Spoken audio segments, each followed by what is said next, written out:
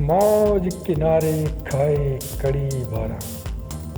तो जैसे ही विक्रम सिंह की हवेली से निकले दिलजीत और जग्गी, उन दोनों को हसरत भरी निगाह से देखती रानो मुड़ी अपने पापा की ओर बोली, पापा क्या ही अच्छा होता अगर मैं इनको अड्डे पर कार से छोड़ाती। अरे बेटा जाने दे, जब पहले मैंने तुम भेजा था इसलिए भेजा था कि शायद इनको अपनी हवेली का पता ना चले, लेकिन अब तो पता चल गया। और अड्डा यहाँ से कितनी दूर है, 10 मिनट का तो रास्ता, चले जाएंगे। और अजनबियों से इतना मोह नहीं किया करते। अजनबी पापा, आपने तो उस अजनबी को, उस दिलजीत को 51,000 रुपये शगुन डाल दिया। अरे काहे का 51,000? बेटी तुम नहीं समझती।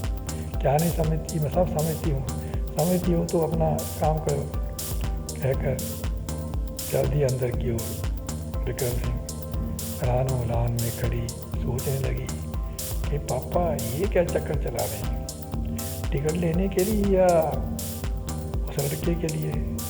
तभी उसका फ़ोन बजा। देखा फ़ोन था उसकी सहेली प्रीत का। प्रीत जो अपने घर में अपने पापा के साथ खड़ी थी। पापा ज्वाला सिंह इशारों से उसे कह रहे थे कि फ़ोन पर बात करो। लगी प्रीत रानो से बात करने। अरे ओ रानो, हाँ प्रीत बोलो, क्या बात है? अरे मैंने तुम्हें व्हाट्सएप पर एक फ़ोटो भेजी थी एक लड़के की, तुमने देखी? ना मैंने तो नहीं देखी। अरे देखना, क्या ही खूबसूरत लड़का है, करोड़ों में एक है, बहुत बड़े ख़ानदान का, अमीर घर का इकलौता लड़का। अरे अब तो क्या देखना, क्यों नहीं देखना? देखो तो सही। नहीं अब क्या देखना? अरे ऐसा क्या हुआ, पूछा प्रीत ने। रानो मुस्कुरा कर बोली, क्या बताऊं प्रीत, वो मेरा नया भाई, उसके साथ था ना एक लड़का दिलजीत, उसने पापा का दिल जीत लिया। और पापा का दिल ऐसे जीता कि पापा ने एक लिफाफे में डालकर उसे 51,000 शगुन दे दिए। शगुन काहे के? समझती हो तुम, समझती हो। अच्छा अब मेरा फ़ोन आ रहा है, फ़ोन के बीच शायद मेरे हेड मास्टर साहब का होगा, कोई काम होगा, चलो फिर बात करती हूँ तुमसे, कहकर फ़ोन काट दिया रानो ने। उधर प्रीत मुड़ी अपने पापा ज्वाला सिंह की ओर, बोली, पापा इस प्रीत की तो लगता है सगाई हो गई। किससे?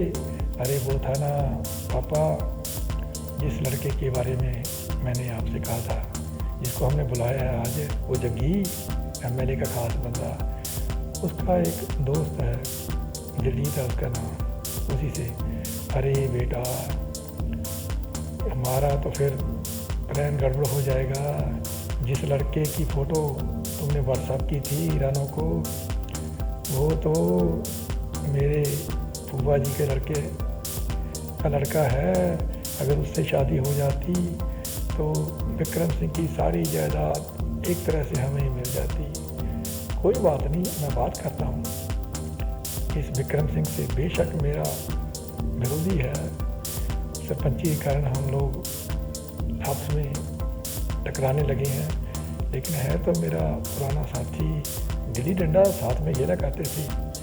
उसने अपना फ़ोन मिलाया विक्रम सिंह को, दूसरी ओर विक्रम सिंह ने फ़ोन उठाया, देखा अरे ज्वाला सिंह का, आज इसने मुझे फ़ोन कैसे किया, कहीं गलत तो नहीं हो गया, सूचना देने के लिए तो नहीं ये किया कि उसे टिकट मिल गया। सुनो क्या कहता है। बोला, हाँ भाई क्या बात, क्यों फ़ोन किया? अरे तुमने तो फ़ोन किया नहीं कभी मुझे तो याद है कि हम लोग गिल्ली डंडा खेला करते थे और बचपन में नंगे ही गांव के तालाब में नहाया करते थे। मैं नहीं भूला, तुम भूल गए।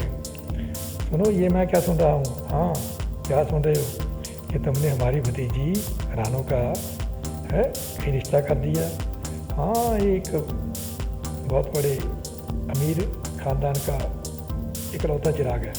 अरे तुमने उसके ख़ानदान को देखा है? तो देखा तो नहीं। अबे उल्लू, अबे काट के उल्लू, पहले खानदान का पता किया करते हैं। 4 बंदों को साथ ले जाकर लड़के के घर बार को देखा करते हैं। भूल गया क्या परंपरा है हमारे गांव की?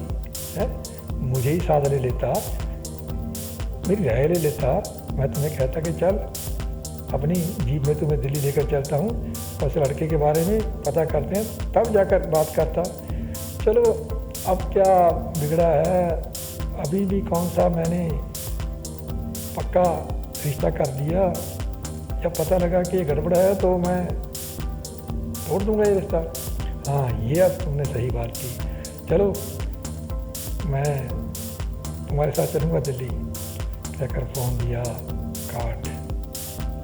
ज्वाला सिंह ने मुस्कुरा कर मुड़ा पेट किया, बोला कि ऐसे तो ये रिश्ता मैं नहीं जाने दूंगा आज से, ये रिश्ता तो मैं अपने फूफा के लड़के से ही करवा कर छोड़ूंगा। उधर जनाब जग्गी ने फ़ोन किया प्रीत को। प्रीत मुड़ी अपने पापा की ओर बोली, पापा वो जग्गी का फ़ोन है। ज्वाला सिंह बोला, उसे कहो अड्डे पर वेट करे, तुम वहाँ से ले आना अड्डे से, अब तक मैं सोचता हूँ इन लोगों के बारे में, मुझे तो ये लोग फ्रॉड लगते हैं। चलो फ्रॉड ना भी सही, अगर उस लड़के से रिश्ता रानू का जुड़ गया तब तो वो जग्गी पक्का टिकट विक्रम सिंह को लेकर देगा। चलो उसको बोलो कि अड्डे पर रुके। तो प्रीत ने जग्गी को फ़ोन पर कह दिया कि तुम अड्डे पर चलो, मैं आती हूँ, तुम्हें लेने आती हूँ। तो चल दिए दोनों, दिलजीत और जग्गी अड्डे की ओर। चलते चलते दिलजीत मुड़ा जग्गी की ओर, बोला, अरे यार जग्गी वो लिफाफा तो निकालो। क्यों? उसमें है 51,000। हाँ है तो 26,000 मुझे निकाल कर दो। क्यों? और 25,000 मैं रखूँ। हाँ क्योंकि ये शगुन तो मुझे दिया गया। अबे शगुन तुम्हें देना था उस जागीरदार से, ये तो सारा जुगाड़ मैंने किया। चलो ऐसा करो फिर 25,000 कर लेते हैं, दो। अच्छा नहीं मानोगे? तो जग्गी ने लिफाफा निकाला अपनी जेब में से और जेब में रखे नोट निकाले तो दोनों ही देकर चौंक गए। तो उस लिफाफे में थे केवल 2100 रुपये। दोनों माथा पकड़ कर बैठ गए। अरे ये जागीरदार विक्रम सिंह तो बड़ा फ्रॉड बंदा निकला। हम तो सोचते थे कि हम ही फ्रॉड हैं, ये तो हमारा भी बाप निकला भाई। वाकई जग्गी बोला, ये मेरे बापू से भी गया गुजरा निकला। चलो कोई बात नहीं। देख कर दिलजीत को बोला, ये प्रीत का बाप तो है, बोल रहा था कि 1 लाख तुम्हें एडवांस दूंगा, अगर उससे 1 लाख मिल जाए तो यहाँ से 9-2-11 हो जाएंगे, चलेंगे किसी और शहर में। यहाँ लगता है ज़्यादा रहना खतरे से खाली नहीं। अब की ना तूने मेरे मन की बात, मुझे भी यही डर था कि जिस रास्ते पर हम चल निकले हैं वो कहीं अंदर ही ना करवा दे। 1 लाख यहाँ से लेकर उड़ चलो यहाँ से, और यही ठीक रहेगा। तो जनाब उधर एक सड़क पर बने ढाबे के सामने अपनी जीप रोके हमारा वो थानेदार अमन गुनगुना रहा है, और शाम सिंह उसके लिए ढाबे से चाय लेने गया है। बैठा जीप में गुनगुना रहा है अमन, सुनो गजर क्या गाए, सुनो गजर क्या गाए, ओ दिल वाले ओ भोले वाले, सोना ना सोना ना सोना ना, सुनो गजर क्या गाए। पुराना हिंदी फिल्म का गाना गा रहा था, शौक था उसे पुराने गाने सुनने का। फिर बोला, ओहो गजर क्या गाए, सोना ना, सोऊंगा तो नहीं। तो ये जग्गी इससे पहले कि अपनी चाल चले और वो उस दिलजीत के साथ रानू का रिश्ता पक्का करवा दे, मैं ही कुछ सोचता हूँ तो ऐसा करूँ। सोचने लगा वो, बोला अपने आप कि 5 लाख रुपया अपनी जेब से दे दूँ इसे विक्रम सिंह को बोलूं कि जागीरदार साहब, आप बस